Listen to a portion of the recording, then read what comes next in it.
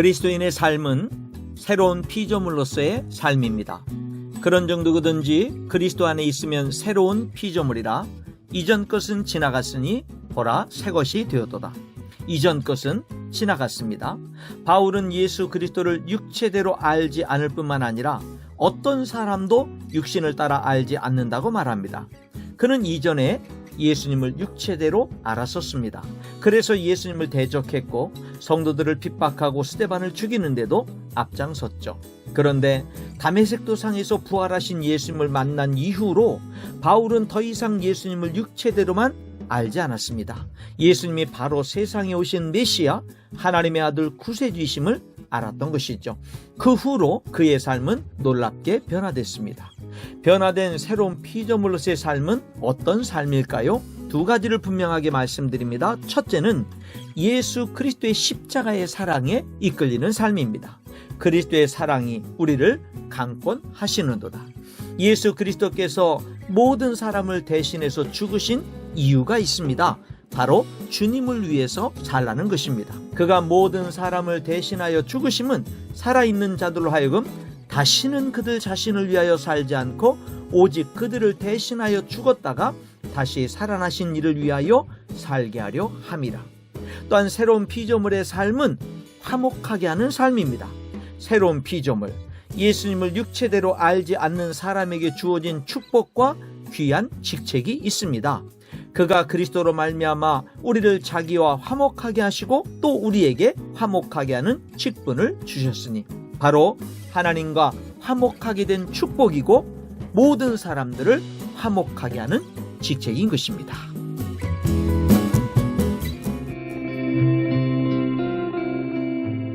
바울은 오늘 말씀에 누구든지 그리스도 안에 있으면 새로운 피조물이라 이렇게 말씀하고 있습니다. 사실 이 이야기를 왜 하고 있냐면요, 고린도 후서는 바울이 자기 자신을 변증하기 위한 책이라고 많은 학자들이 이야기하고 있어요. 겉보기에는 바울이 사도가 됐지만 복음을 전하고 있지만 별로 나아진 게 없어 보여요. 세상적으로는 오히려 더 하락한 거 아닌가? 바리새인으로 있을 때보다 더 못한 거 아닌가라는 생각을 했어요. 박해도 받고 때로는 어려움도 당했어요. 그러나 이제 이 고린도 후서를 통해서 사도 바울은 진짜 그리스도인이 무엇인지를 우리에게 분명히 정의하고 있습니다. 2장에 그리스도의 향기라고 했고요. 3장에 새 언약을 이 땅에 이루어가는 일꾼이라고 했고요. 보배를 담은 질그릇, 우리는 비록 질그릇 같지만 우리 안에는 진짜 보배가 있고요. 그리고 5장에는 새로운 피조물이고 하나님과 세상 사이를 화목하게 하는 직분을 가진 자다. 이런 영광스러운 것이 그리스도인입니다. 그래서 6장에서 사도 바울은 그리스도인은 속이는 자 같으나 참된 자이고 무명한 자 같으나 유명한 자고 징계를 받은 자 같으나 죽임당하지 않고 근심하는 자 같으나 항상 기뻐하고 가난한 자 같으나 많은 사람을 부요하게 하고 아무것도 없는 자 같지만 모든 것을 가진 자라고 했어요. 우리 안에 그리스도가 계시다면, 우리가 그리스도 안에 있다면 우리는 새로운 피조물이고 모든 것을 가진 자라는 거예요. 그분의 통치 안에서 우리가 살아가고 있다면요, 사람들은 나중에 알게 됩니다. 우리가 모든 것을 가지고 있는 사람이라는 걸. 여러분, 우리에게 이전 것은 지나갔습니다. 새 것이 되었습니다. 하나님 안에서 새로운 피조물로서의 아름다운 삶을 오늘도 누리는 여러분 되시기를 주의 이름으로 축원합니다.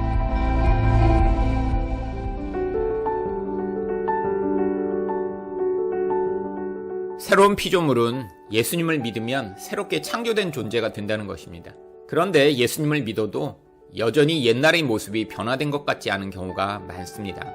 그래서 이 문제로 고민하는 경우가 생깁니다. 예수님을 믿고 새롭게 되고 싶은데 죄악된 자신의 모습을 발견할 때마다 깊이 좌절하는 것입니다. 예수 믿는 사람처럼 살고 싶어서 노력하고 기도하지만 실패할 때 더 큰 실망감을 경험하게 됩니다. 바울은 로마서 7장에서 이 해답을 제시합니다. 바울 자신도 이 문제로 상당히 고민했던 것 같습니다. 바울은 자신 안에 선을 행하기 원하는 사람과 악을 행하기 원하는 사람이 함께 존재하기 때문에 자신의 곤고함으로 말미암아 울부짖었습니다. 그런데 그가 예수 안에 있는 생명의 성령의 법이 죄와 사망의 법에서 자신을 해방시키셨음을 고백하며 이 갈등에서 자유를 얻는 길을 보여주었습니다. 예수님을 믿는 자에게 성령으로 말미암는 새 사람이 새롭게 창조된 것이 맞습니다. 그러나 이 땅에서는 여전히 죄악된 옛사람이 계속됩니다. 그래서 옛사람과 새사람 사이 갈등이 여전히 존재하지만 우리가 이 육신을 벗어날 때 이 싸움은 끝나고 오직 의와 거룩함으로 지으심을 받은 새 사람만이 남게 될 것입니다. 이 갈등은 오직 성도들만이 경험하게 됩니다.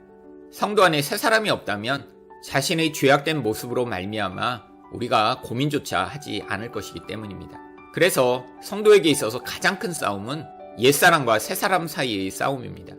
우리 옛사람은 끊임없이 우리를 죄악으로 이끌어 가려고 합니다. 그런데 이 싸움을 우리 힘과 노력으로 싸운다면 우리는 반드시 패배할 수밖에 없습니다. 그래서 하나님이 성도의 인생 가운데 개입하시는 것입니다. 또한 하나님은 우리 관계와 상황들을 통해 우리의 옛사람을 죽여나가시기 위해 환난을 허락하십니다. 환난이라고 번역된 슬립시스라는 헬라어는 원래 탈곡기라는 의미입니다.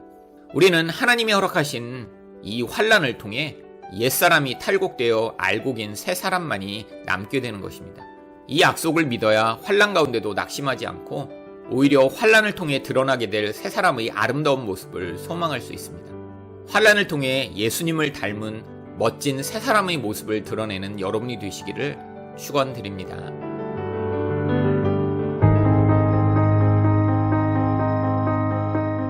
고린도후서 5장 17절은 그런즉으로 시작합니다. 이는 이 구절이 앞단락의 결론임을 알 수 있습니다.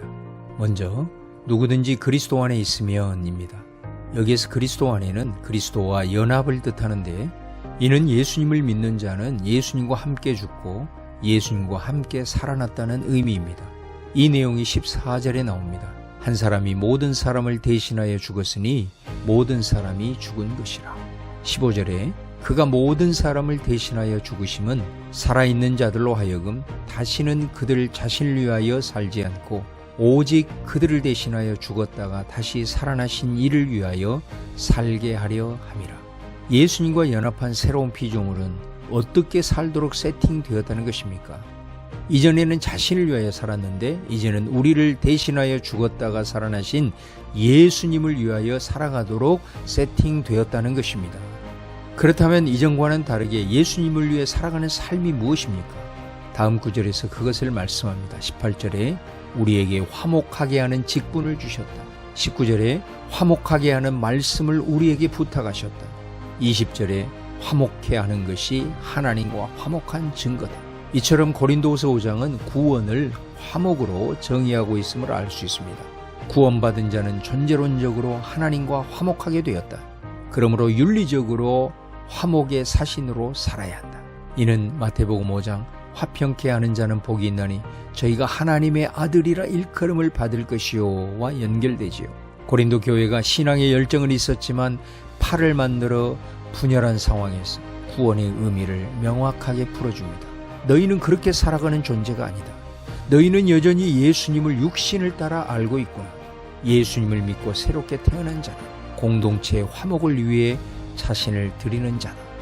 그것이 예수님이 우리를 위해 죽으신 이유요 다시 사신 이유다. 여러분 구원 받으셨습니까? 그렇다면 그 증거를 보여주십시오. 그것은 관계 속에서 공동체 안에서 피스메이커로 살아가는 것입니다. 왜냐하면 새로운 피조물은 분열케 하는 자인 마귀에게 속한 자가 아니라 화평케 하는 자인 예수님께 속한 자이기 때문입니다.